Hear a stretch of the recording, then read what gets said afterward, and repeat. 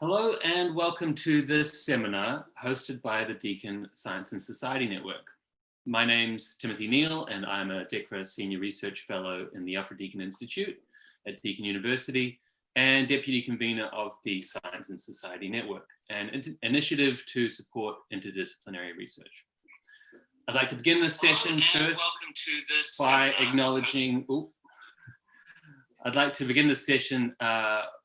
acknowledging the traditional owners of the land on which I'm standing in this particular slice of Melbourne, Australia, the Wurundjeri people of the Kulin Nation, and pay my respects to their elders past, present, and emerging. I'd also like to acknowledge the Indigenous traditional owners of all the places that you're listening from. For those of you who have not attended one of our seminars to date, a quick rundown on the structure of today's event on the participant in troubled times with Christopher Kelty. In a moment, I'll introduce our speaker, who is going to give a presentation of roughly about 20 minutes, and then we will move to some discussion with our panel here and Q&A. I'll be chairing this discussion here on Zoom, and my colleague Tao Fan will be moderating the YouTube live chat. We're keen to hear and answer your questions, so you can either post questions on the YouTube chat, you just post them in the chat and we will get forwarded to us. You can also send them to us on Twitter. We are at SSN Deakin, or use the hashtag SSN Seminar, or you can even email them to us, ssn-info@deakin.edu.au. Okay, without any further ado, it's my absolute pleasure to introduce our speaker today. Christopher M. Kelty is professor at the University of California, Los Angeles. He has appointments in the Institute for Society and Genetics, the Department of Information Studies, and the Department of Anthropology. His research interests are many and various, but they center on social theory and technology, the cultural significance of information technology, and as we'll be hearing today, the relationship of participation, technology, and the public sphere. He's the author of a couple of books, at least, one of which we're going to be hearing about today, but one book, 2 Bits, The Cultural Significance of Free Software, was published in 2008. And he's also the author of numerous articles on open source and free software, including its impact on education, nanotechnology, and life sciences. He's also written extensively about participation as a political concept, open access in the academy, piracy, the history of software, and many, in his words, other inadvisably diverse topics. He's the author of The Participant, A Century of Participation in 4 Stories, published by the University of Chicago Press in 2019, and that will be the topic of our discussion today. We have 2 discussants, which we're very lucky to have on board, apart from myself.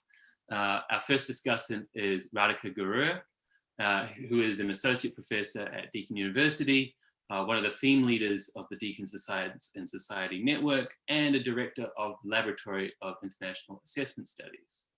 We also have with us Matthew Kearnes, who is a professor of Environment and Society in the School of Humanities and Languages at the University of New South Wales. So that's our crew that you'll be hearing from today. We're going to hear from Chris for about 20 minutes or so, and then we're going to move to a discussion about all the many and various permutations of participation and its meanings. So with that, I'll hand over to Chris. Thank you very much, Tim.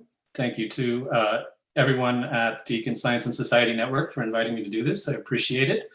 I am also going to start with an acknowledgement because I'm coming to you from beautiful Lake Tahoe in the Sierra Nevada mountains in California, which is the traditional home of the Washoe or Washoe people. And it's also my home, and or the only place that I actually call home these days. And so I want to acknowledge them and their history here on this lake shore.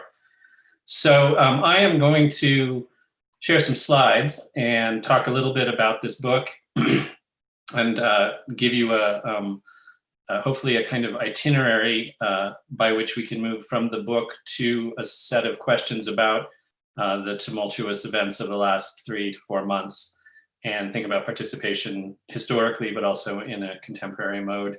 I will move through some of them very quickly and skip others, but if anybody wants to see the slides, I'm happy to share them. That's easy enough to do. So I'll just start by sharing the screen here so that you can see what I'm talking about. All right. So I want to talk about this book that got published earlier this year and which has been part of a long project. I call it a historical ethnography. The subtitle, as you can see, is 4 stories of participation, a century of participation in 4 stories. And it's an attempt, and was an attempt over the last decade, to give coherence to this concept of participation, which I think is, although there's a lot of a tremendous amount of work on participation. It's a really interestingly underspecified concept in a lot of ways. And for those of you who might know other work that I've done in the past, it might seem like a surprising departure from my focus on digital technology and software and free software, but there are some obvious connections there.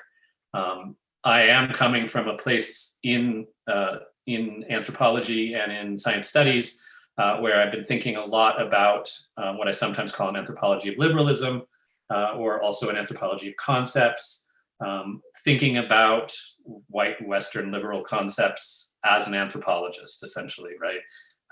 These concepts, things like freedom or responsibility or participation, are no less explicable for being dominant, and I, as an anthropologist, want to think about them, provincialize them, try and understand how we might look at them from the inside out. And so a lot of my work, ranging from thinking about the public sphere in terms of free software to thinking about freedom in terms of different technologies and hacker technologies, to thinking about responsibility in terms of how nanotechnologists and other emerging technology designers think about responsibility, has been an ongoing theme for me. And this book is a kind of, it fits into that genealogy of my own work. In a lot of ways, the origin of the project arose out of thinking about digital technology, about things like peer production, user innovation, crowd sharing, crowdsourcing, sharing economies, this long list of different things, all of which, at least for part of the last decade, were promoted with great enthusiasm as something that would bring change to the world and transform democracy and so on and so forth. And then for another part of the decade, were recognized as being somewhat pernicious in certain respects. And that kind of back and forth between participation as an enthusiastic liberation and participation as a form of surveillance or control is at the heart of the concept, and it's at the heart of how I want to talk about it as well. But I did want to ask in the book a sort of fundamental question, because as an anthropologist, I wanted to ask not just, can you do an ethnography of participation, but can you really participate in participation, right? Like, in what way can you get inside this and try and understand what participation is, generally speaking? There's a lot of ways in which anthropologists do, and science studies do, and can engage in an ethnography of participation. Any mobilization, any social movement that one observes is a kind of participation. There's been tremendous and beautiful work done on participation as an experiment or experimental participation by people like Norcha Maras and Javier Luzon, and our own discussant here, Matthew Kearnes and Jason Chilvers and Tim Neale. And so there's a lot of work on experimental participation. There's a great deal of work on institutionalized participation, if you think about something like participatory budgeting. And then the question I ask is really, what is this thing conceptually, practically, ethnographically? How do people think about it? How do you participate in lots of different cases of participation? And so in order to do this, and this is just like a long list of all the different forms of participation that in the course of doing this book, I ran across, right? You can find participation in just about every field, and you can find it in a form that's not just people actively participating, but people trying to figure out how to make it happen, how to make it happen more often. And so for me, part of the challenge of doing this project was to invent this character, which is the name of the book, the participant. And the need for the participant was clear to me at a certain point, because I had all these different forms of participation, as if I were, as one student put it, collecting butterflies, right? I had like this massive cabinet full of different forms of participation. And I was trying to figure out how to actually make sense of the fact that, the more of those I had, the less real and the less passionate that participation felt. And so I invented this character of the participant, and the participant's not me, of course, it couldn't be. It's impossible to imagine a project in which I could experience participation in all the diverse forms that I try to explore in the book. And so it's kind of an absurd experiment. It's an attempt to write an ethnography about participation based on experiences of participation in which I did not participate, right? So that is why the participant is my hero here. And I want to walk you really quickly through the 4 stories that are in this book that the participant reveals for us. And the way the book is written, there's a sort of vignette, an ethnographic vignette, told from the perspective of the participant, and then a chapter which tries to explore or explain that particular historical moment. And each of those takes a different form. The participant changes identity. It's sometimes male, sometimes female, sometimes singular, sometimes plural. And so it's a bit of a game to think about how to reveal the experience of participation across all these cases. And there are 4 in the book. And the reason I want to talk to you about those 4 cases very briefly is because I actually want to move on to thinking about following the participant into the present moment, and thinking about the participant in the context of global pandemic, the participant in the context of Black Lives Matter and global protests against police brutality, and the participant in the contemporary digital platform economy that we occupy. But let me just first say a couple of things about the sort of conceptual structure of the book, the kind of theory behind it. And I'll go through this fairly quickly. I try to describe participation in the book as a concept, a procedure, and an experience. Those are the sort of 3 ways in which I've tried to capture what I've learned about participation.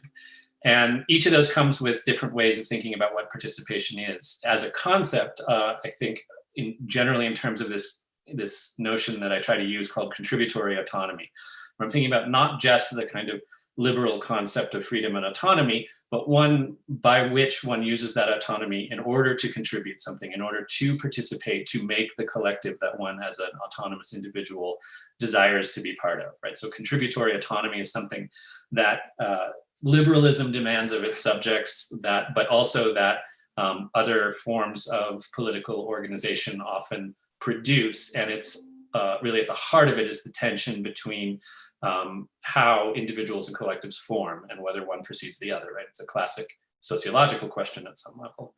But participation is also very clearly a procedure when it takes place, right? There's a lot of formatting that goes on to make participation happen in particular places and particular times. And a lot of people have studied, especially in science studies, the different ways in which participation is formatted to produce public input into science policy, for instance, or to produce an experience of individuals participating in the course or decision-making in terms of science. So formatting and configuring.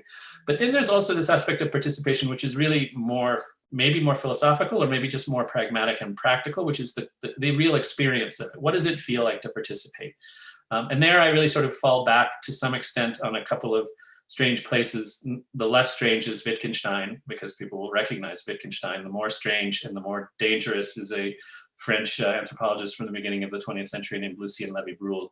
And I think a little bit in that way about how participation as an experience reveals parts of our ethical understanding of the world. And so these are the sort of concepts that make that up. And in each of the chapters, in each of the peregrinations of the participant, I try to return to these aspects of participation and ask, okay, in that particular vignette, do we see the procedure of participation? Do we get a feeling of the experience of participation? Do we see the concept transforming historically over time, etc.? And so a kind of overarching argument of the book is that in a lot of ways, Euro-American inspired forms of participation have dwindled in their power. They've become more and more individualized. It's a story at some very basic level of neoliberalism, although I don't spend a lot of time using that word or talking about it. By which individualized participation has come to stand in for other forms of more powerful participation, other forms of collective participation. So like I say, I'll go through this very quickly, and I can, give people these slides. It's mostly just pictures to illustrate this, but I just want to show you what the four stories are. There are 4 stories in the book. 3 of them are very much in the 20th century and form a sort of continuous story of experiments and participation from about the 1940s to the present. The 4th story, which is the one that opens the book, actually begins in the late 19th century, and it's a story, again, about this, in part about this strange character, Lucien Levy-Bruhl, and about participation at the height of global colonialism, right? And so I tell a story about the participant being in Papua New Guinea at the time of the growth of tourism, colonialism, mining extraction, the beginnings of all of the forms of colonialism that we know to this day, and follows that story through, a particular character who's fairly obscure, but who appears in the footnote of one of Levy-Bruhl's books. And Levy-Bruhl is a tricky person to talk about because he has a fairly bad reputation for being a racist, let's just say, but also an anthropologist of his time, right? Someone who was very much engaged in promoting the colonial endeavor within the French Academy, but also a very intelligent person. And I think you guys had my friend Frederick Keck here in this series recently, and he and I are probably the only 2 people really willing to try and even partially defend Levy-Bruhl in any way. And he deserves all of the ire he gets because he named his books things like How Natives Think, right? Which is a very famous one. It's a title that's been remixed many times, which is arguably not as bad as the French title, which literally translated is Mental Functions in Inferior Societies. So you can see how he's not exactly going to win any supporters very easily.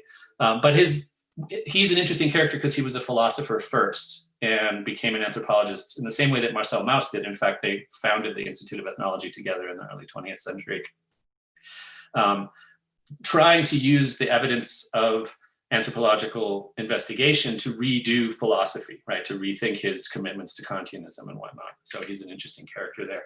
And the reason I use this as the starting point for the book is because there's this story that is very famous in his book and also in the vignette that I tell, which is about participation and causation. And there's a sort of famous story about the indigenous residents that the participant lives with, looking at a picture of Queen Elizabeth and attributing the portrait of Queen Elizabeth with the causal ability to create disease in their community.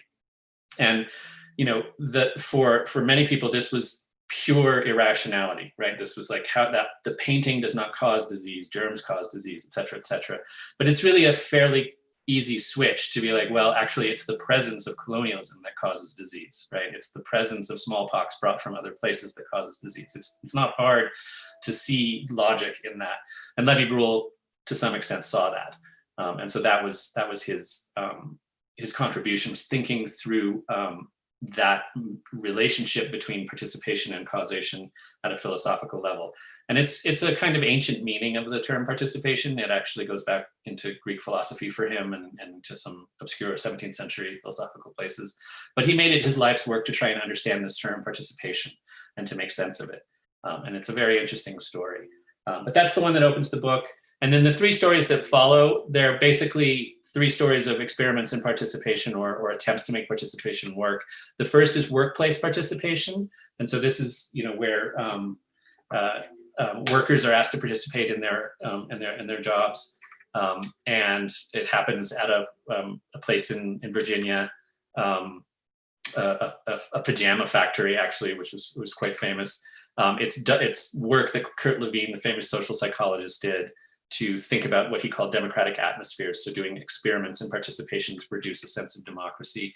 And it's continuous with other attempts to produce how workers participate in their environments alongside the development of labor unions and labor union contracts and politics and whatnot. So it's really, as you can see from examples like every employee a manager, the idea is breaking down the barriers between workers and managers in this case, or thinking about gain sharing or profit sharing or things like that.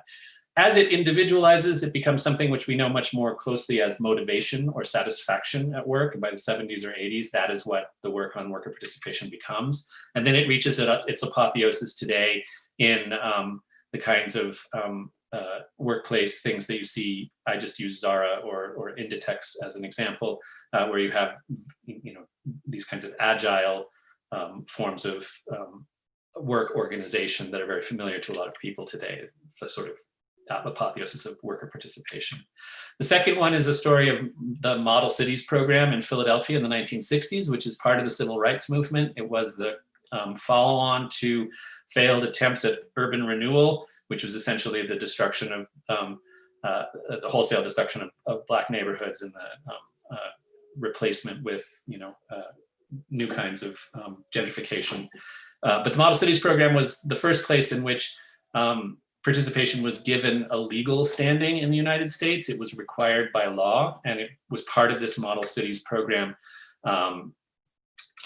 which I'm just going to show you the doctrinal part of this, the Urban Rural Community Action Programs from the statute, gave us this phrase, maximum feasible participation. So it was enshrined in the law that participation would be something under any Model Cities program would be required. And this was a very effective way to produce participation with various kinds of groups. And the story I tell is in Philadelphia of something called the Area Wide Council, which is a group that became the participatory group in North Philadelphia for doing the Model Cities program and grew to be quite powerful, but then had it all taken away when Nixon came into power. And so the last moment of law and order destroyed the possibility of that kind of participation. One thing that's very significant about it is that they were paid participants and they were given all kinds of technical assistance to be participants. They weren't just asked to give their opinions. And so out of this, and a very famous article came Sherry Arnstein's Ladder of Citizen Participation, because she was directly involved in this. This was where she learned to think about participation. So if you've ever seen a Ladder of Citizen Participation, and there are many of them, all over the literature and in many different forms. Its genealogy is from the Model Cities program and from Sherry Arnstein's work in trying to make that happen. And this is also where we get the notion of something like participation in participation, or participation for participation's sake. And that's something that she and other people noted at the time, which is that there's a difference between participation producing actual power, actual control over the entities of governance, and participation being something that's merely pro forma, right? It's just, as she puts it, therapy or manipulation of the people who are asked to do so. And then the last of the chapters takes us out of the Euro-American context and into the context of international development. And here I really think about participatory development through a particular thing that I found in the course of doing this research, which was the Participatory Development Toolkit. And you can see pictures of it here. And this for me really encapsulates the way in which participation became something that people thought was good and is good, and needed to be encapsulated in a small briefcase with a bunch of file folders that could be spread around the world and set up to be produced anywhere, kind of like a medical tent or something, right? That you could move it around the world and you could produce participation in lots of different places. And the Participatory Development Toolkit is filled with all kinds of exercises for producing participation, games, little figures and images that are used to get people to talk about participatory issues, versions of snakes and ladders, for instance. And it all comes out of an enthusiasm for participation that really starts in the 70s with the United Nations and develops through the 1970s as a critique of a previous form of participation called community development.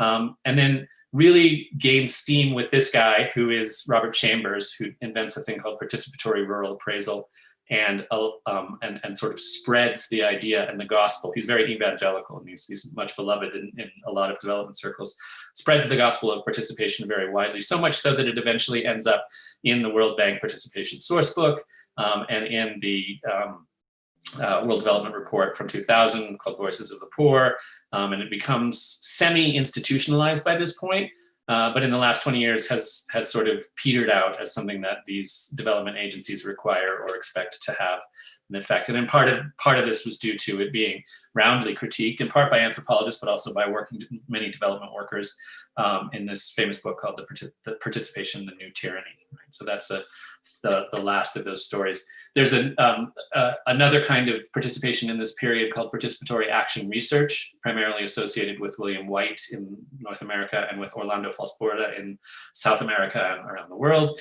And it has, of course, as its sort of Santa Claus father figure, Paulo Freire as the person who is, I think, the theoretical warrant for thinking about participatory action research. And I can say more about that if we want to.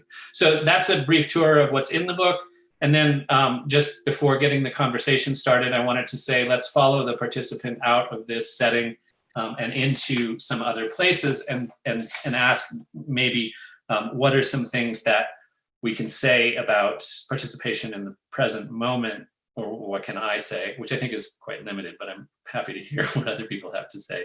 And I'm thinking, of course, about sort of the last 3 to 4 months. And so the first of those just is thinking about the way in which the global COVID-19 pandemic demands participation of a particular sort. These are my favorite mask pictures, by the way, by a British Nigerian artist in Britain.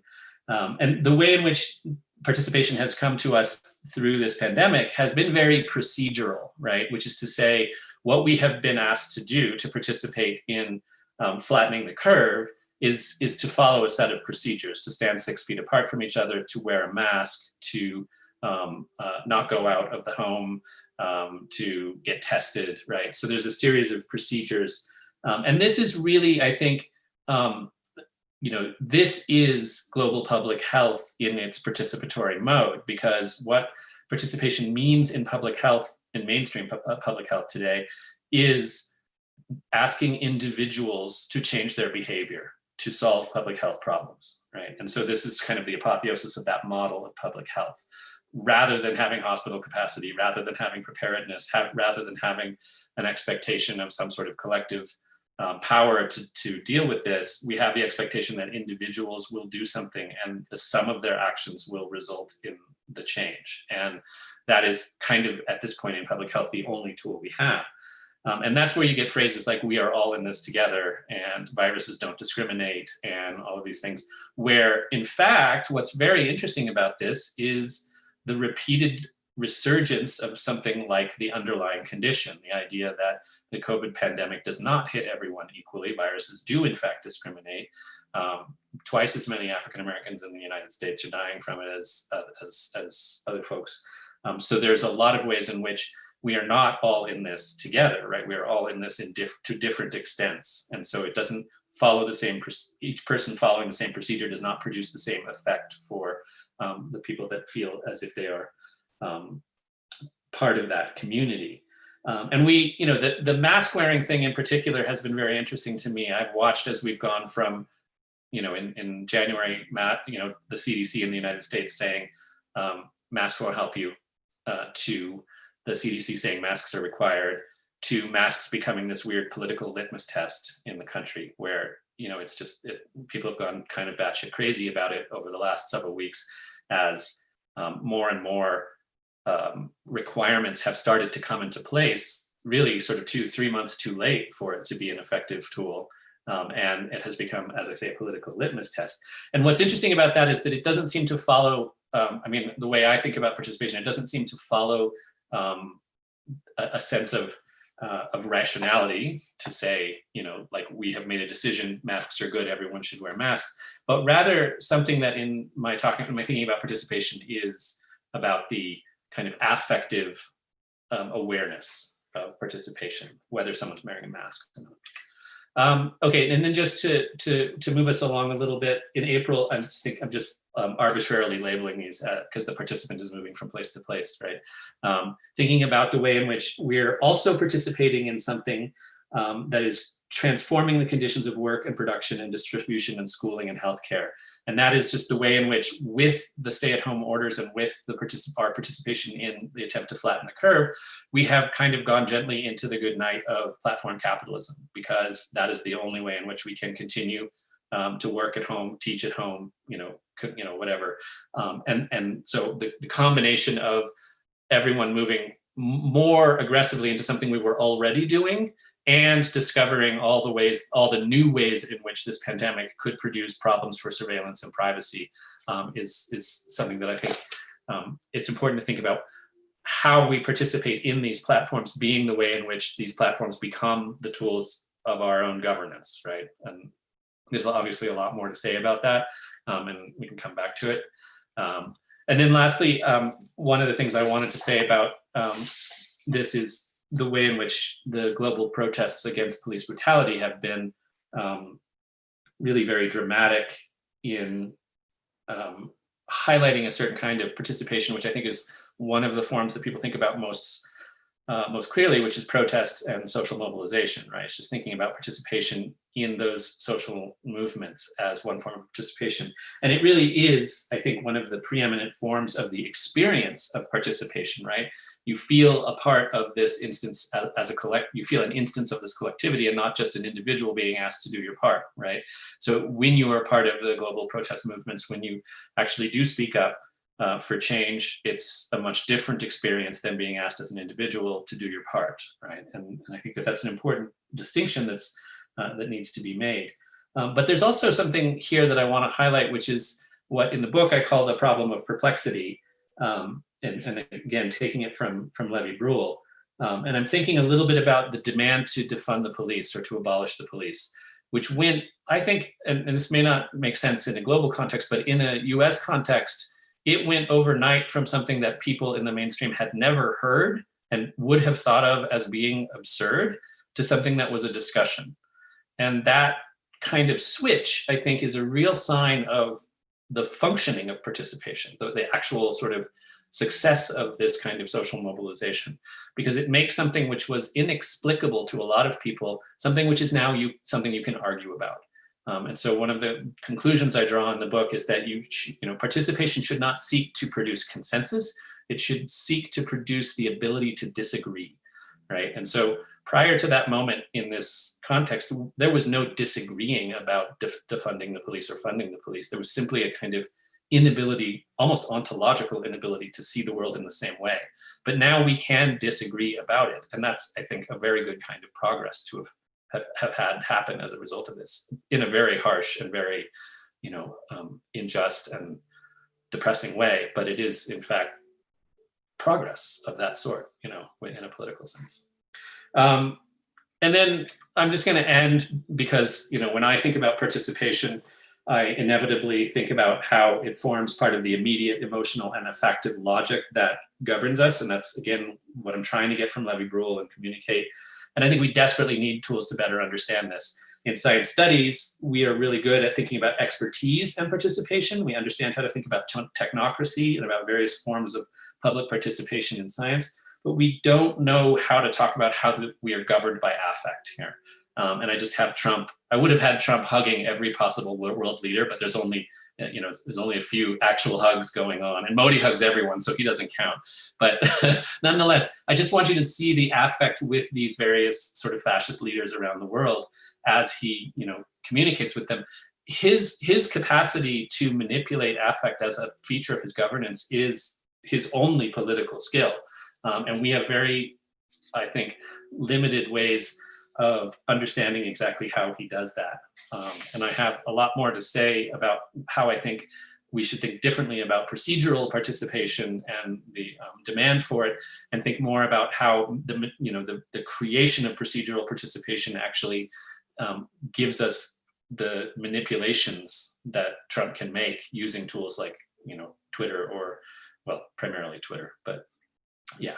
In any case, there's obviously a lot more to say about that, but this is in a way a question about how we avoid participating in white supremacy.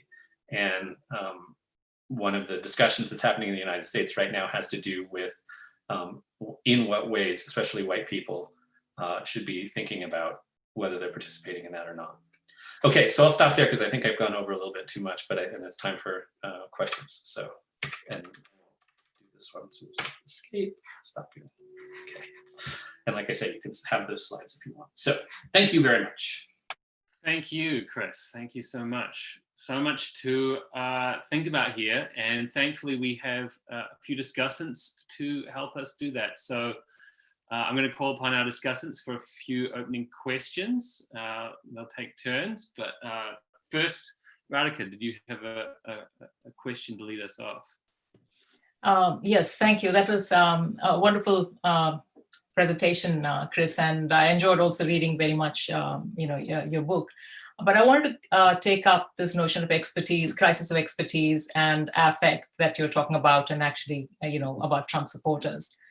And it occurred to me that, to think about whether participation as a goal, even kind of very authentic participation, which leads to kind of, a satisfied sense of personhood or whatever, is always necessarily a good thing, because I'm thinking of Trump supporters and the intense satisfaction they seem to get from being a Trump supporter, participating in the campaign, in the movement, Make America Great Again, and the ways in which not expertise, but maybe ignorance is being mobilized and weaponized in a very serious way. So is there something to be said, against participation? You have actually mentioned something to the effect that, there's no point in going to the people that know the least and get their participation to inform, a project. And you've said that what you need to mobilize is expertise, not just participation. But I was thinking about, you also talked just now about how it's about finding a way to have a conversation or to mobilize discussion, to find some kind of common ground or vocabulary with which you can do that. But it seems as though that has not happened, at least over the last 4 or 5 years in the US. There has been no grounds for conversation between, say, Trump supporters and, and everybody else. So I was wondering, is there something other than kind of authentic participation that leads to kind of ethical realization of personhood and perplexity? Is there a third kind of category of participation? Yeah, that's a really great question and a hard one, because I think my philosophical position here is that participation, and I say this in the book, I think of participation as being prior to democracy rather than democracy being prior to participation. And the reason is that I think it's a problem that we have to figure out how to solve, and the ways in which we solve it produce the institutions that we have. So it's quite possible that the kinds of participation that we see with Trump and Trump supporters and other authoritarian people around the world, and their manipulation of the technologies of the media, is in fact the creation of a new form of governance through participation, right? So it comes with that danger, for sure. And I think that, there's a small enthusiastic core of theorists in Europe who want to suggest that participation is just neoliberalism, and therefore the only option is to resist and they use Bartleby. This is where Bartleby comes in, and say, I would prefer not to, right? Just to say, I'm not gonna participate or not participate, right? But I think that that's actually giving up the game in a lot of ways, because there are ways in which we can understand the forms of participation that are happening with, say, Trump supporters, or with the refusal to use expertise in the way that we have to date, that are changing the way in which we govern each other, right? And so if there's something good to come of that, then I think we need a better understanding of how that process is taking place. And my, admittedly, just sort of hypothetical or grasping advice at the end of the book is, maybe we need to invert participation and expertise, right? Rather than having expertise being this stable thing that we can rely on, we try to make participation the stable thing we can rely on, and make expertise more mobile, more temporary, more easy to move around the world and easy to use in contexts where participants need it, right? Right now we have the reverse, which is that we have expertise that directs the participation of people, right? That's what we see with the pandemic, right? And if we want to think about what a world would look like where we invert those two things, then that, I think, could be an interesting answer to that question. Matt, I'll throw to you at this point. Thanks, Tim, and thanks, Chris, and hi everyone that's also listening online. This is a very interesting and intriguing experience, shall we say? And Chris, I just wanted to build on that just in one direction, and it's really kind of a kind of sense that participation is both sort of hard won. It's a kind of hard won claim that's sort of to some degree then taken up in various different forms. I'm thinking here of something like participatory rural appraisal as a kind of something that's inserted into discourse that's from struggle, but then becomes institutionally sanctioned and perhaps tyrannical as well in some senses. But also there's that sort of sense that you also have these kind of sense that participation is a kind of insurgent possibility, and that it's also kind of emergent as well. I'm just trying to think about how do we hold these in sort of tension, in some degree of tension, and particularly about and what that might mean for the kind of methodology that you've sort of helped open up for us, that sense of an anthropology of concepts. Like, what does it mean to think conceptually, and also acknowledge this sort of tension between a kind of emergent and ecological kind of sensibility around participation and a more kind of conceptually kind of oriented sort of approach. So like the famous ladder, Arnstein's ladder, which you sort of, reminded us of again, is often configured as a kind of institutional gift, right? That sort of sense that it's an institutional gift to provide spaces of participation that demand a certain kind of response. But also at the same time, there's a kind of sense that there's a kind of emergent possibility there as well, that there are these kind of insurgent forms of participation that are demanding, and also kind of taking concepts out of different kind of forms of practice at the same time. I'm just wondering, how that might kind of play on the kind of account you've given us today. Yeah, so I find this very interesting, and there's a question in the chat from someone, Marisabel Ramos, about forced participation in Latin American countries, especially Venezuela. And I think that I'm not entirely sure what that refers to, but there's a lot of ways in which participation and various forms of participatory endeavors become institutionalized and then become routine, right? And that's what I think of as formatting of participation. So, and there's a big range of these, right? So I would put, I don't know whether it's a gradient from insurgent to forced, right? But but maybe we can think about it that way and just see if that works, right? On the one side, you have these sort of like, beauty is in the streets moments where participation is something that no one predicted, no one planned, but just happens, right? And that's the kind of classic experience of being part of a mob or a crowd, all the way, to things like participatory budgeting, which exist across Latin America and in many cities in Europe, which can be very highly routinized and not feel like participation at all, right? And feel, in fact, a little bit more like a kind of, rule of men, right, as opposed to rule of law, right? Like whoever manages to sit down and actually be the participant in that moment has some power over that structure, right?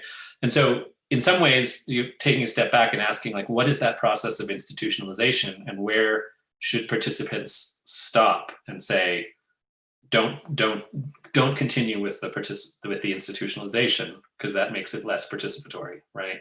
And that's why the toolkit was so interesting for me. It was just this sense that you could take it away from the people entirely and turn it into a box that anyone could take anywhere in the world and produce participation, right? And I really like Carolyn Lee's work on this, which is DIY Democracy, where she talks about the production of these momentary settings where people are asked to come and participate in democratic debate and discussion, and they have an experience of participation, but it doesn't last beyond that moment, right? So it's both an authentic experience of participation and disempowering at the same time, right?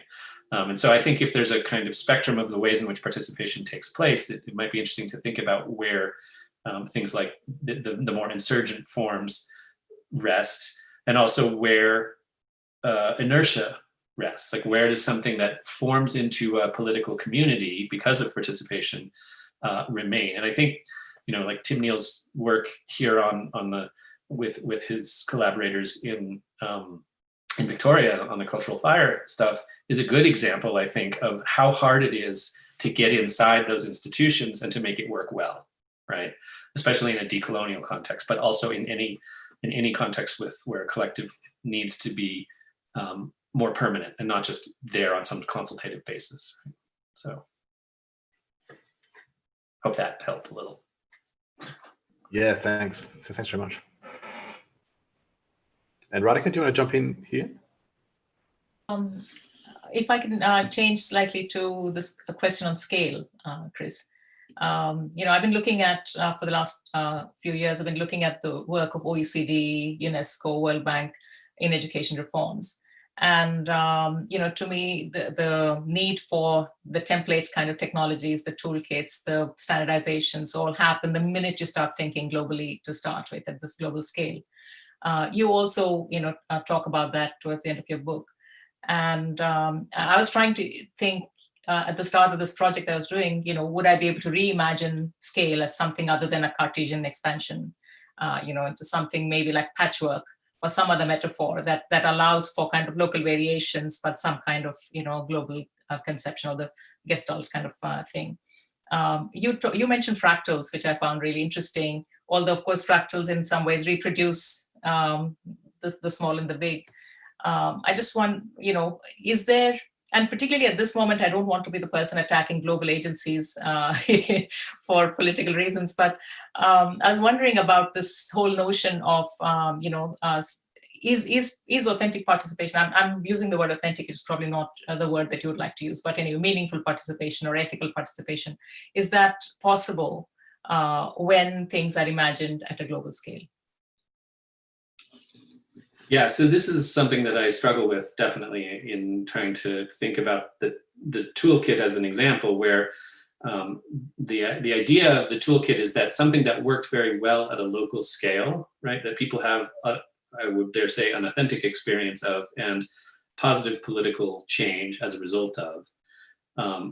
The first impulse then after that, and again, I will blame the development agencies, the first impulse is to make that global, because it's easier than doing it at every small scale location, right? It's not economically or practically feasible to do that, which also gives the lie to the idea that this kind of development needs to be the same everywhere and needs to be reproduced in every instance according to the same metrics and models of what counts as success.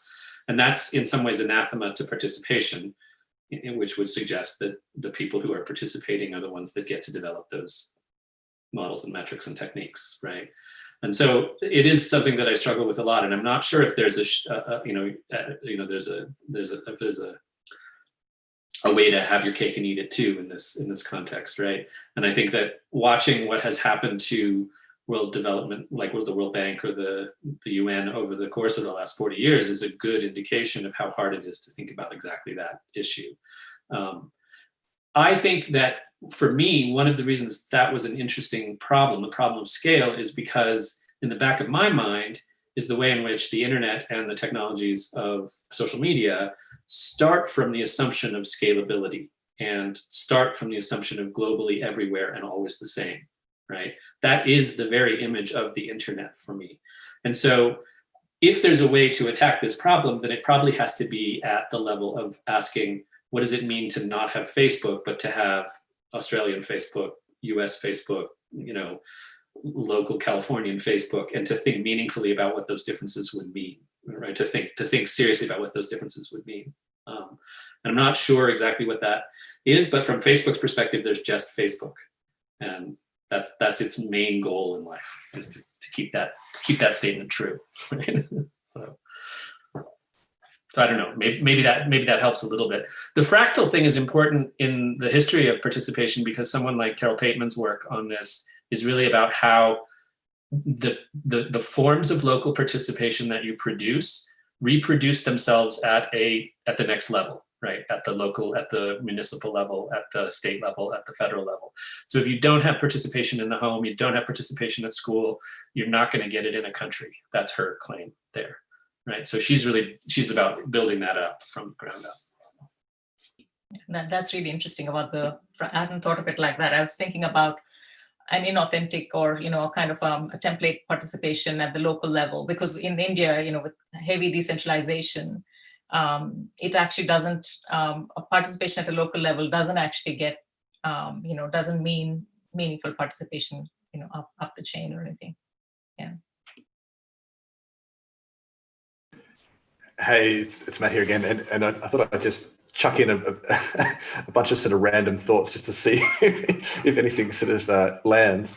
But it's also, I think, building on that in one way, because I was interested in the terminology of formatting and what we might think of as the formatting of formatting. And in part, just an observation about some of the examples you gave us around COVID and also the sort of contemporary Black Lives Matter sort of movements. That what seems to be sort of happening, at least from my observation, is a kind of a development of a fairly established modes of participation, as you addressed, I think, and something like mutual aid in the context of COVID is has a kind of long interesting sort of history that's kind of being developed in interesting sorts of ways here.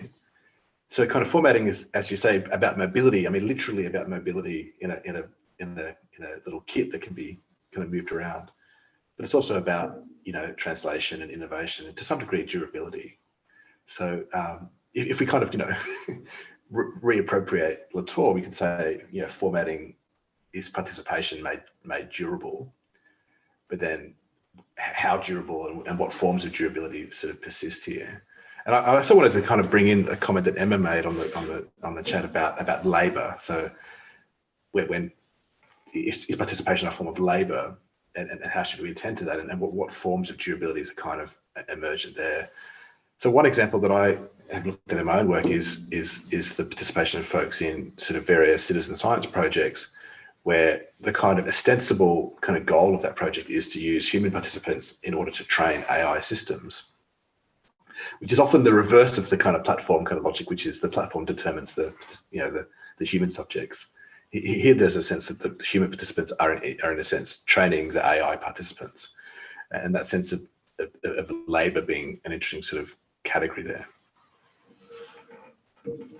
Yeah, the question of whether participation is labor is interesting, especially if you think about it through the lens of participation at work and the long history of experiments to do that, right? So if you're in that context, what's the difference between participation and labor in that context, right?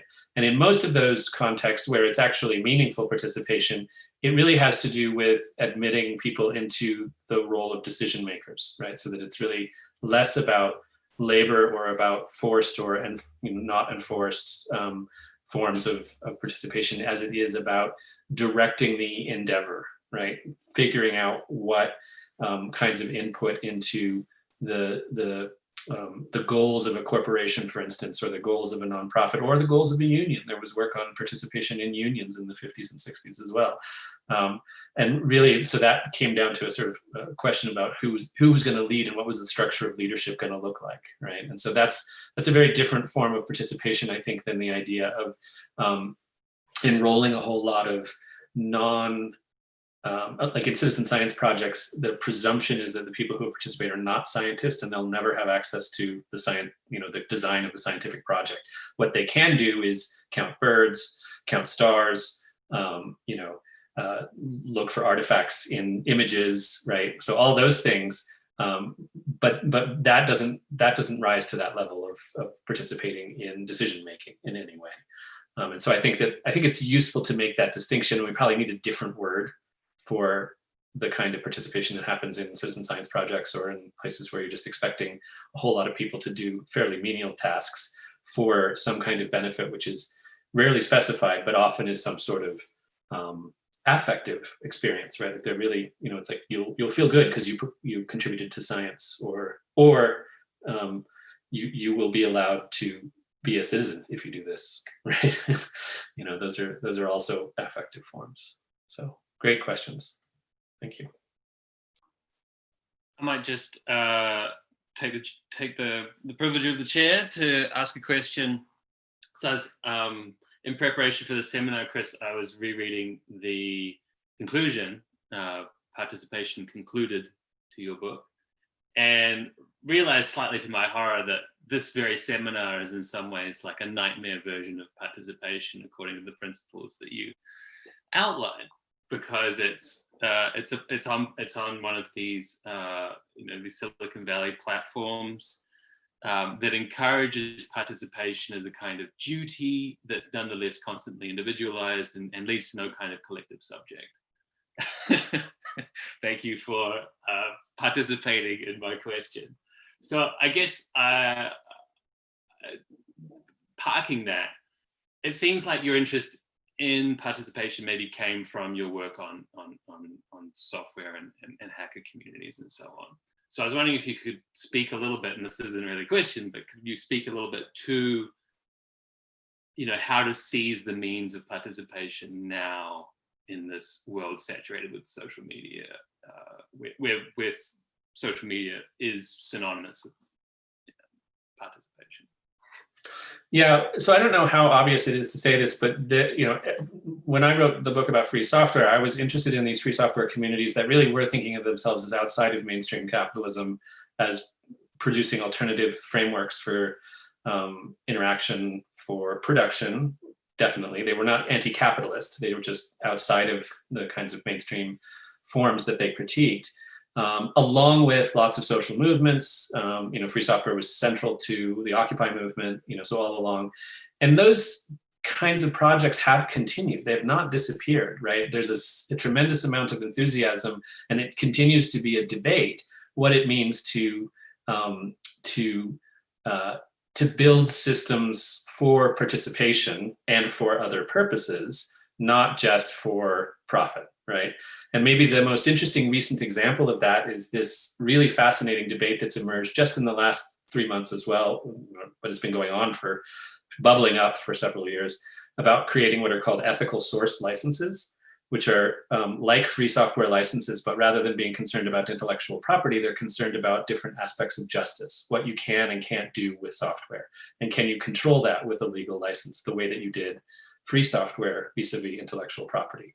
And so this has been a really interesting debate because it has pissed off the original founders of the open source movement, who have always said things like, free software should be all about freedom. You can do whatever you want with the software, even if you want to be a Nazi with it. And the ethical source people are like, no, that's not good, right? That's not how we want this to go. And so those kinds of alternative legal frameworks and alternative software systems continue to be a robust part of many people's lives. They just don't dominate mainstream headlines, and they aren't visible to most people. So there's a version of Zoom called Jitsi, which is very much a distributed federated system that one could use instead of Zoom. But it requires a lot of commitment. You do have to kind of opt out of a system which is designed for convenience and connection. And that's a trade-off, right? So I think it's a really interesting problem, and we're going to continue to have it, right? Even if we critique it here on Zoom. So. We are right up against time here, but I think we have time for one more question. There are a couple in the chat. Does anybody? I might let our speaker choose, perhaps, whether there's one or the other that you particularly want to pay attention to. Give you a moment to answer. And while Chris is considering that, thank you everybody for joining on the YouTube. The YouTube is a terrible way of saying that. We will have more seminars coming up soon, so do keep an eye on our various social medias and so on for more of these STS kind of focused seminars. Chris, did you want to? Sure. I would love to answer this one about Levi Brule in Papua New Guinea. Maybe whoever asked it could email me, and we can have a long, drawn out email debate about it, because it's definitely something that I'm very interested in. And to be honest, a little bit worried about with the book, because I don't want to be perceived as some guy who's like trying to revive Levi Brule and say that all our problems will be solved by, I think. But I do think there's some interesting topics there. But I might just say, in terms of Radhika's question about personhood and agency, because it's connected to this issue. I really did choose personhood because I was thinking about the ways in which it's better than agency as a term, because it allows us to think about our lives as individuals and collectives as a project. And that part of that project is the effects of the participation that we're allowed to have.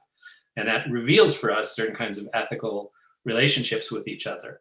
And so it's not just about my individual autonomy to have agency in the world and like make a change, but also about when I come into conflict or contact with another person, how does my personhood and their personhood change as a result of that relation or that connection, right? So it's a great, so this is quite a deliberate choice, and I appreciate that, marking that out. So thank you. All right. So the question from about Levi-Bruhl was from a fellow Deakin colleague, Karina Truitz, and we will put you in touch. Excellent. Thank you, Chris, for a fascinating seminar. Thank you, Matthew Kearnes and Radhika Gorur, for being our discussants. And thank you, everybody, for tuning in. It's been a great pleasure to get to talk about participation.